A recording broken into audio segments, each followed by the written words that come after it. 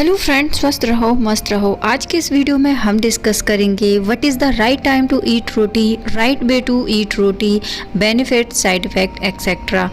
The first thing is कि हम बात कर रहे हैं गेहूं से बनी हुई रोटी के बारे में, क्योंकि रोटी और भी कई सारी चीज़ों से मिलकर बनती है, लेकिन हम बात कर रहे हैं गेहूँ की रोटी के बारे में because this roti is most common, जो लगभग सभी घरों में बनती है। Okay, so let's talk about first कि रोटी में कौन कौन से न्यूट्रिएंट्स पाए जाते हैं।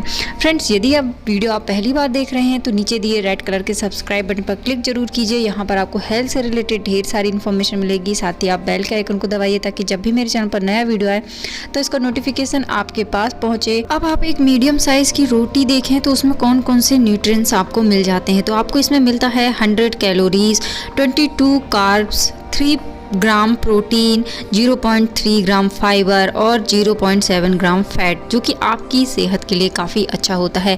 इसके अलावा यदि हम चावल के कंपैरिजन में देखें तो इसमें विटामिन्स और मिनरल्स काफ़ी अच्छी मात्रा में होते हैं, तो चावल के कंपैरिजन में रोटी खाना आपके लिए ज़्यादा बेहतर होता है।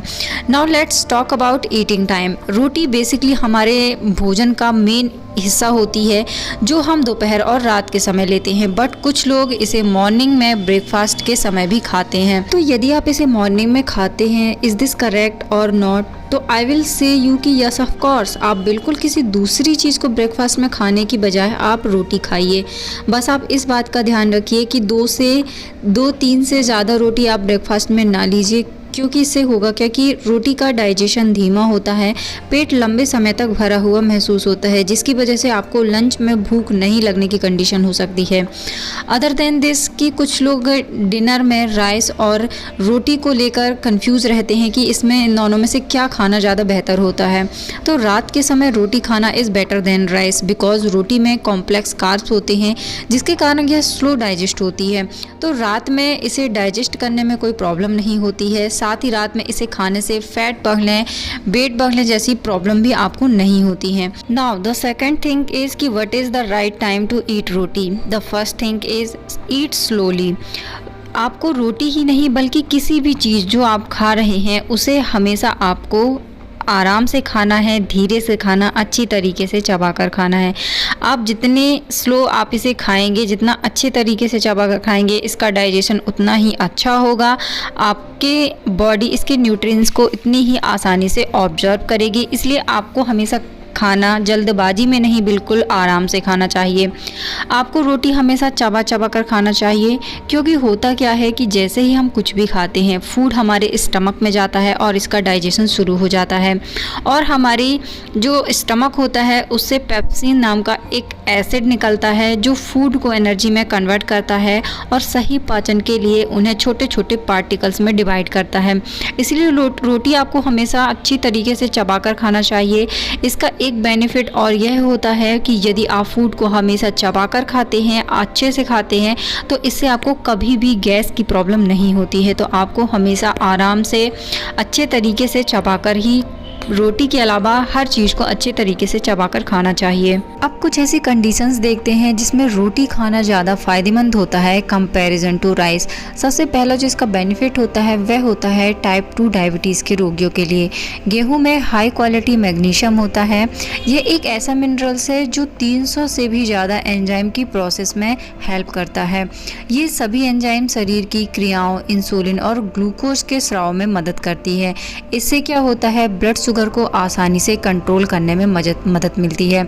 इसके साथ ही दिल के लिए फ़ायदेमंद होती है रोटी, क्योंकि इसमें सैचुरेटेड फैट और कोलेस्ट्रॉल की मात्रा बहुत ही कम होती है, जिसकी वजह से धमनी की बीमारियां और आपको दिल की बीमारियां नहीं होती हैं। इसलिए दिल को स्वस्थ रखने के लिए आपको रोटी का सेवन ज़रूर करना चाहिए। बेहतर डाइजेशन के लिए भी आप रोटी का सेवन ज़रूर करिए। रोटी खाने से आपका डाइजेशन सिस्टम बेहतर होता है। आप देखेंगे कंपैरिजन टू राइस, तो आपको रोटी का सेवन करने से यह भी एक फ़ायदा मिलता है। इसके साथ ही कब्ज की शिकायत जिन्हें रहती है, हमेशा कब्ज की कंडीशन रहती है, उन्हें मठे के साथ रोटी खाना बहुत ही फ़ायदेमंद होता है। ऐसा खाने से आपकी कब्ज की समस्या कुछ ही दिनों में दूर हो जाती है। साथ ही वो लोग जो अपने मोटापे को कम करना चाहते हैं, अपने वजन को कंट्रोल करना चाहते हैं, उन्हें राइस की कंपैरिजन में रोटी खाना ज़्यादा फ़ायदेमंद होता है, क्योंकि इसका ग्लाइसेमिक इंडेक्स बेहतर है। इससे ना ही फैट बढ़ता है ना ही कम होता है तो आप आसानी से अपने फ़ैट को कंट्रोल कर सकते हैं। इसके साथ ही आप यदि एक्सरसाइज करते हैं तो आपके लिए ये बहुत ही अच्छा होता है कि आप रोटी का सेवन करिए। इसके साथ ही इसे खाने से सूजन में काफ़ी मदद मिलती है, सूजन को कम करने में। जैसे कि लोगों को हड्डियों से जुड़ी हुई प्रॉब्लम होती है या गठिया रोग होता है तो आपको होल व्हीट जो होता है इसकी रोटी खाना फ़ायदेमंद होता है। इससे आपके शरीर की सूजन दूर होती है। इसके अलावा चपाती खाने से अल्जाइमर, ऑस्टियोपोरोसिस का खतरा भी काफ़ी हद तक कम हो जाता है। तो ये सारे आपको फ़ायदे मिलते हैं रोटी का सेवन करने से। अब हम देखते हैं कि रोटी खाने से आपको क्या साइड इफ़ेक्ट्स हो सकते हैं। तो देखिए, रोटी हमारे भोजन का मेन इंग्रेडिएंट्स है। रोटी के बिना हमारा भोजन अधूरा होता है। हम हज़ारों सालों से इसे खा रहे हैं और आज के समय में भी मोस्ट ऑफ घरों में रोटी का ही प्रयोग किया जाता है, गेहूं से बनी हुई रोटी का। तो इसे खाने से आपको बहुत ज़्यादा नुकसान तो नहीं होता है, लेकिन कुछ ऐसी कंडीशंस होती हैं जब आपको रोटी नहीं खानी चाहिए। पहली जो कंडीशन होती है वह होता है पेट दर्द। होता क्या है कि रोटी खाने से इसका जो डाइजेशन होता है वह काफ़ी धीमा होता है। यदि आपने पेट दर्द में रोटी खा ली है तो इससे आपके पेट में और ज़्यादा दर्द हो सकता है, इसलिए आपको पेट दर्द में रोटी नहीं खानी चाहिए। सेकेंड चीज़ जो है वह है उल्टी की कंडीशन में। यदि आपको वॉमिटिंग हो रही है तो भी आपको रोटी नहीं खानी चाहिए। आपको दस्त की प्रॉब्लम हो रही है तो भी आपको रोटी खाने से बचना चाहिए। अब some people say stale roti should be eaten, some people say it should be not eaten. तो क्या यह सही है, क्या यह गलत है? बासी रोटी का आखिर मतलब क्या होता है कि यदि आपने रात के समय रोटी बनाई, आपने रोटियां खाई और जो रोटी बची हुई हैं उन्हें आप यदि सुबह खाते हैं तो बेसिकली हम उसे बासी रोटी कहते हैं।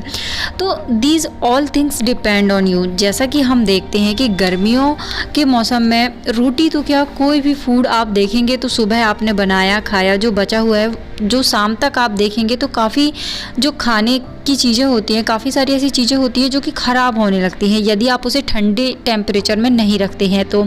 So all things depend on you कि आप उस चीज़ को किस तरीके से यूज़ कर रहे हैं। अब कुछ लोग 2 दिन तक बासी रोटी खा रहे हैं तो बिल्कुल यह आपको नुकसान करेगी, आपका पेट खराब होगा। लेकिन यदि आप 8 से 10 घंटे रखी हुई रोटी खाते हैं तो इससे आपको किसी तरह का नुकसान नहीं होता है। इसके अलावा दूसरी चीज़ क्या होती है कि आप जब भी आटा गूंथते हैं तो आप तुरंत आटा गूंदें और इसके बाद तुरंत रोटी बनाएं। आप आटा गूंद कर रखें नहीं, क्योंकि यह फूल जाता है और इससे खाने से आपके शरीर में नुकसान पहुंचता है। क्योंकि आटा गूंदने के बाद आप उसे लंबे समय तक रखते हैं तो उसमें फंगस होने लगता है जो आपके डाइजेशन को ख़राब कर सकता है। इसलिए आपको तुरंत आटा गूंदना चाहिए और उसकी तुरंत रोटियां बनानी चाहिए। अब हम देखते हैं कि रोटी खाने के बाद आपको क्या चीज़ें नहीं खानी चाहिए। रोटी बेसिकली सभी लोग खाने के साथ ही खाते हैं। बहुत कम लोग ऐसे होते हैं जो कि अलग से रोटियाँ खाते हैं। तो हम देखते हैं कि यदि आप रोटी और फूड खाते हैं या खाना खाते हैं तो आपको इसके बाद क्या नहीं खाना चाहिए, क्या नहीं पीना चाहिए। सबसे पहली चीज़ है आपको चाय बिल्कुल भी नहीं पीना चाहिए, क्योंकि यह एसिडिटी को बढ़ाती है और जो न्यूट्रिशंस आपको भोजन से मिलने वाले होते हैं उन्हें ऑब्जर्व कर लेती है, जिससे आपको भोजन से मिलने वाले न्यूट्रिएंट्स नहीं मिल पाते हैं। दूसरी चीज़ जो होता है वह आपको होता है कि खाने के बाद बहुत से ऐसे फ्रूट्स होते हैं जो आपको नहीं खाना चाहिए, क्योंकि ये आपके शरीर में गैस की प्रॉब्लम को बढ़ा सकते हैं। कुछ फल होते हैं जिन्हें आप खा सकते हैं, लेकिन सभी फल आप खाना खाने के बाद नहीं खाते हैं या नहीं आपको खाना चाहिए। आपको खाना खाने के तुरंत बाद पानी नहीं पीना चाहिए, क्योंकि इससे जठराग्नि समाप्त हो जाती है। जठराग्नि अमाशय की वह ऊर्जा होती है जो हमारे खाए हुए खाने को पचाने का काम करती है। ऐसे में यदि आप खाना खाने के तुरंत बाद पानी पी लेते हैं तो वह एनर्जी खत्म हो जाती है, जिससे भोजन सही तरीके से डाइजेस्ट नहीं होता है। भोजन को डाइजेस्ट होने में टाइम लगता है, इसलिए तुरंत आप पानी ना पिएं। खाना खाने के बीच बीच में थोड़ा थोड़ा पानी पिएं। इसके बाद खाना खाने के लगभग आधे घंटे बाद आपको पानी पीना चाहिए। खाना खाने के बाद आपको कभी भी नहाना नहीं चाहिए, क्योंकि जब भी आप नहाते हैं तो इस समय आपका ब्लड सर्कुलेशन तेज़ी से होता है, और यदि आप खाना खा के नहाते हैं तो इससे आपका डाइजेशन धीमा पड़ जाता है, जिससे आपको खाने को डाइजेस्ट करने में प्रॉब्लम होती है। इसके साथ ही आपके शरीर को और कई तरीके से साइड इफ़ेक्ट करता है, इसलिए आपको कभी भी खाना खाने के बाद नहीं नहाना चाहिए। इसके अलावा अलावा यदि आप नहा के खाना खाते हैं तो इससे आपकी जठराग्नि तेज होती है, खाना आसानी से पचता है, आपका ब्रेन शांत होता है, आपकी बॉडी सारे इंग्रेडिएंट्स जो कि फूड के होते हैं उन्हें बहुत ही आसानी से ऑब्जर्व करती है। तो नहा के हमेशा आपको खाना खाना चाहिए। आपको खाना खाने के बाद कभी भी नहीं नहाना चाहिए। इसके बाद आपको खाना खाने के बाद क्या नहीं करना चाहिए, तो आपको खाना खाने के बाद तुरंत सोना नहीं चाहिए। बहुत से लोग ऐसे होते हैं जो कि खाना खाते हैं और तुरंत जाकर सो जाते हैं, तो इससे भी आपके लिवर पर इफेक्ट पड़ता है, खाने के डाइजेशन में प्रॉब्लम होती है, साथ ही आपके मोटापे को भी बढ़ाता है। इसलिए आप खाना खाइए, 10 से 15 मिनट टहलिए और इसके बाद ही आप जाकर लेटिए, तो यह आपके लिए बेहतर होता है। बल्कि आपको खाना खाने के तुरंत बाद लेटना नहीं चाहिए या सोना नहीं चाहिए। तो फ्रेंड्स, ये थी एक छोटी सी जानकारी, उम्मीद करती हूँ आपको पसंद आई होगी। यदि ये जानकारी आपको पसंद आई है तो आप इस वीडियो को लाइक कीजिए। आपके एक लाइक से मुझे मिलता है इंस्पिरेशन आपके लिए बेहतर वीडियो बनाने का।